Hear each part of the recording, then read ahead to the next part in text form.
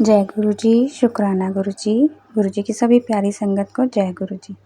संगत जी, आज हम शिव महापुराण का विद्वेश्वर संहिता का अध्याय 5 और 6 पढ़ने जा रहे हैं। कृपया अपना सहयोग दें। शिव महापुराण के अध्याय को जरूर पढ़ें या सुनें। गुरु जी की और महाशिव की अपार कृपा मिलती है संगत जी। और अब हम गुरु जी के अध्याय शुरू करते हैं। जय गुरु जी, शुक्राना गुरु जी। बोल शंकर भगवान की जय। भगवान शिव के लिंग एवं साकार विग्रह की पूजा के रहस्य तथा महत्व का वर्णन। सूत जी कहते हैं, शौनक, जो श्रवण, कीर्तन और मनन इन तीनों साधनों के अनुष्ठान में समर्थ ना हो, वह भगवान शंकर के लिंग एवं मूर्ति की स्थापना करके नित्य उसकी पूजा करे तो संसार सागर से पार हो सकता है। वचना अथवा छल ना करते हुए अपनी शक्ति के अनुसार धनराशि ले जाएं और उसे शिवलिंग अथवा शिव मूर्ति की सेवा के लिए अर्पित कर दें। साथ ही निरंतर उस लिंग एवं मूर्ति की पूजा भी करें। उसके लिए भक्ति भाव से मंडप, गोपुर, तीर्थ, मठ एवं क्षेत्र की स्थापना करें तथा उत्सव रचाएं। वस्त्र, गंध, पुष्प, धूप, दीप तथा पुआ और शाक आदि व्यंजनों से युक्त भांति भांति के भक्ष्य भोजन अन्न निर्वेद्य के रूप में समर्पित करें। छत्र, ध्वजा, व्यंजन, चामर तथा अन्य अंगों सहित राजोपचार की भांति सब सामान भगवान शिव के लिए एवं मूर्ति को चढ़ाएं। प्रदक्षिणा, नमस्कार और यथाशक्ति जप करें। आवाहन से लेकर विसर्जन तक सारा कार्य प्रतिदिन भक्ति भाव से संपन्न करें। इस प्रकार शिवलिंग अथवा शिव मूर्ति में भगवान शंकर की पूजा करने वाला पुरुष श्रवणादि साधनों का अनुष्ठान ना करे तो भी भगवान शिव की प्रसन्नता से सिद्धि प्राप्त कर लेता है। पहले के बहुत से महात्मा पुरुष लिंग तथा शिव मूर्ति की पूजा करने मात्र से भव बंधन से मुक्त हो चुके हैं। ऋषियों ने पूछा, मूर्ति में ही सर्वत्र देवताओं की पूजा होती है, लिंग में नहीं, परंतु भगवान शिव की पूजा सब जगह मूर्ति में और लिंग में भी क्यों की जाती है? सूत जी ने कहा, मुनीश्वरों, तुम्हारा यह प्रश्न तो बड़ा ही पवित्र और अत्यंत अद्भुत है। इस विषय में महादेव जी की वक्ता हो सकते हैं। दूसरा कोई पुरुष कभी और कहीं भी इसका प्रतिपादन नहीं कर सकता। इस प्रश्न के समाधान के लिए भगवान शिव ने जो कुछ कहा है और उसे मैंने गुरु जी के मुख से जिस प्रकार सुना है, उसी तरह क्रमशः वर्णन करूंगा।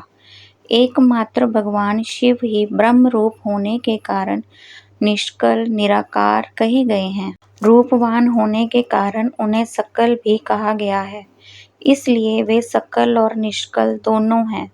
शिव के निष्कल निराकार होने के कारण ही उनकी पूजा का आधारभूत लिंग भी निराकार ही प्राप्त हुआ है, अर्थात शिवलिंग शिव के निराकार स्वरूप का प्रतीक है।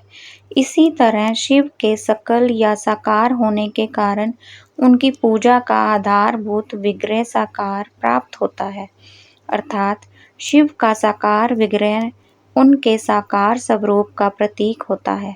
सकल और अकल, समस्त अंग आकार सहित साकार और अंग आकार से सर्वथा रहित निराकार रूप होने से ही वे ब्रह्म शब्द से कहे जाने वाले परमात्मा हैं। यही कारण है कि सब लोग लिंग, निराकार और मूर्ति दोनों में ही सदा भगवान शिव की पूजा करते हैं। शिव से भिन्न जो दूसरे दूसरे देवता हैं, वे साक्षात ब्रह्म नहीं हैं, इसलिए कहीं भी उनके लिए निराकार लिंग नहीं उपलब्ध होता। पूर्व काल में बुद्धिमान ब्रह्मपुत्र संत कुमार मुनि ने मंदरांचल पर नंदकेश्वर से इसी प्रकार का प्रश्न किया था। संत कुमार जी बोले, भगवान शिव से भिन्न जो देवता है, उन सब की पूजा के लिए सर्वत्र प्राय वैर मूर्ति मात्र ही अधिक संख्या में देखा और सुना जाता है। केवल भगवान शिव की ही पूजा में लिंग और वैर दोनों का उपयोग देखने में आता है। अतः कल्याण में नंदिकेश्वर। इस विषय में जो तत्व की बात हो उसे मुझे इस प्रकार बताइए जिससे अच्छी तरह समझ में आ जाए। नंदकेश्वर ने कहा, निष्पाप ब्रह्म कुमार, आपके इस प्रश्न का हम जैसे लोगों के द्वारा कोई उत्तर नहीं दिया जा सकता, क्योंकि यह गोपनीय विषय है और लिंग साक्षात ब्रह्म का प्रतीक है। तथापि आप शिव भक्त हैं, इसलिए इस विषय में भगवान शिव ने जो कुछ बताया है उसे ही आपके समक्ष कहता हूँ। भगवान शिव ब्रह्म स्वरूप और निष्कल निराकार हैं, इसलिए उन्हीं की पूजा में निष्कल लिंग का उपयोग होता है। संपूर्ण वेदों का यही मत है। संत कुमार बोले, महाभाग योगेंद्र, आपने भगवान शिव तथा दूसरे देवताओं के पूजन में लिंग और वैर के प्रचार का जो रहस्य विभाग पूर्वक बताया है वह यथार्थ है। इसलिए लिंग और वैर की आदि उत्पत्ति का जो उत्तम वृत्तांत है उसी को मैं इस प्रकार सुनना चाहता हूँ। लिंग के प्राकट्य का रहस्य सूचित करने वाला प्रसंग मुझे सुनाइए।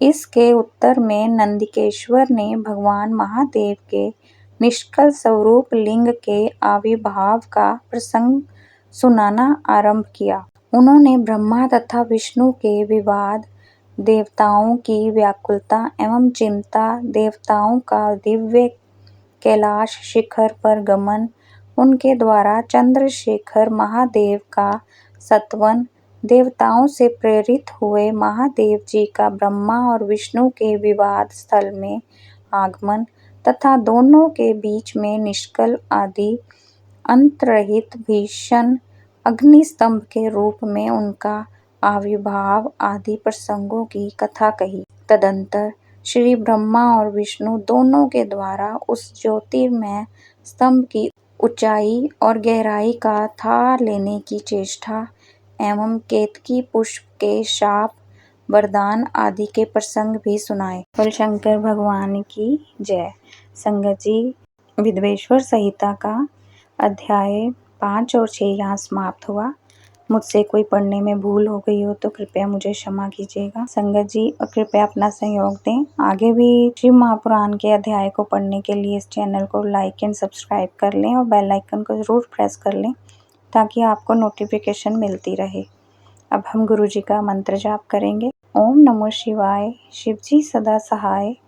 ओम नमो शिवाय, गुरु जी सदा सहाय। जय गुरु जी, शुक्राना गुरु जी, अनंतम अनंतम शुक्राना गुरु जी।